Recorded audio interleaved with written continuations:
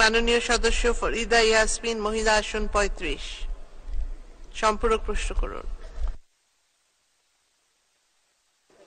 ইদানিং আমরা লক্ষ্য করছি বাসাবাড়িতে গ্যাসের সংকট, রান্না করা যায় না এবং অনেক শিল্প মালিক অভিযোগ করছেন যে নিরবচ্ছিন্ন গ্যাস সরবরাহের অভাবে তাদের শিল্প উৎপাদন ব্যাহত হচ্ছে।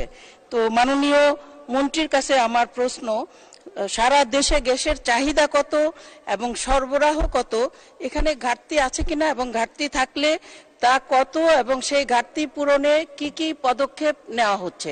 অনেক ধন্যবাদ মাননীয় স্পিকার। ধন্যবাদ মাননীয় সদস্য। মাননীয় মন্ত্রী। ধন্যবাদ মাননীয় স্পিকার, ধন্যবাদ মাননীয় সংসদ সদস্যকে প্রশ্ন করার জন্য। আমাদের দেশে উৎপাদিত গ্যাসের পরিমাণ হলো 1700 MMC অফ গ্যাস, সেটা আমার দেশের থেকে পাই। আমরা ইম্পোর্ট করি 1100 MMC of gas per day, অর্থাৎ প্রায় 3000 মতো পরিমাণ গ্যাস আমাদের এখন আমরা দিতে পারছি আমাদের লাইনে। আমাদের প্রয়োজন হলো 3400 থেকে 3500 MMC অফ গ্যাস, প্রায় 500 MMC অফ গ্যাসের মধ্যে আমাদের প্রতিবার এটা চাহিদার মধ্যে একটা গ্যাপ থাকে। কোন ইন্ডাস্ট্রিতে গ্যাস পাচ্ছে না, আমি মাননীয় সংসদ সদস্যকে অনুরোধ করব সেটা আমাকে লিখিতভাবে জানান।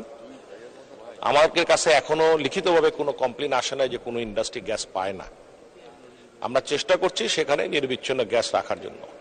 বাসা বাড়িতে গ্যাসের সমস্যা আছে, প্রেসারের সমস্যা আছে, সে কারণে আমরা একটা বিকল্প ব্যবস্থা করেছি, সেটা হল এলপিজি। আমরা বারবার এই সংসদে আমি গত 10টি বছর বলে আসছি, বিকল্প হিসাবে আপনারা এলপিজি ব্যবহার করেন এবং এলপিজি ব্যবহার করেই আমরা পরবর্তীতে আর বাসা বাড়িতে গ্যাসের কানেকশন দিচ্ছি না বা দিবও না। আমরা গ্যাসকে প্রায়োরিটাইজ করেছি। আমাদের মূল উদ্দেশ্য হলো পাইপলাইন গ্যাস আমরা ইন্ডাস্ট্রি এবং বিদ্যুৎ তৈরি করার ব্যাপারেই খালি ব্যবহার করব, আর এর বাইরে যেটা আছে এলপিজি আমরা বাসাবাড়ি এবং আবাসিক খাতে এবং গাড়িতে ব্যবহার করার জন্য আমরা ভবিষ্যতে পরিকল্পনা নিয়েছি। ধন্যবাদ মাননীয় স্পিকার। বিকাশে কম খরচে ক্যাশ আউটের লিমিট বেড়ে 50,000, প্রিয় এজেন্টও 2টা।